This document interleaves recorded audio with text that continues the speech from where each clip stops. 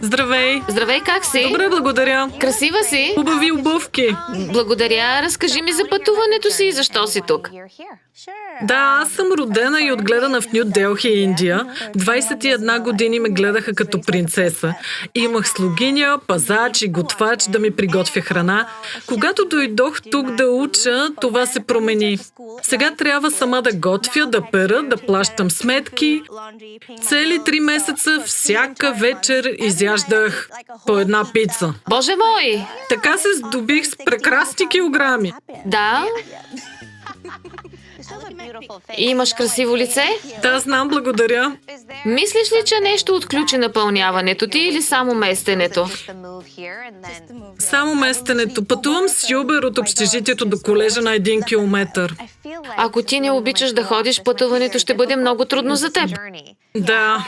Но ще бъде много удовлетворяващо. Само не бързай да се отказваш. Ага. На кого искаш да отмъстиш? Първо на себе си, защото досега бях убедена, че не мога да отслабна. Второ, на приятелите и на мама. Тя има ли проблем с теглото ти?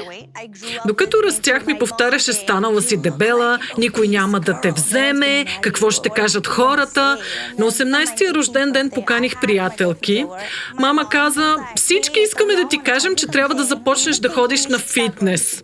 Също така, трябва да отслабнеш, за да бъдеш здрава. Казаха ти го на рождения ден? Да, знам, че ме обичат, но според мен не беше редно да го казват и начинът не беше уместен.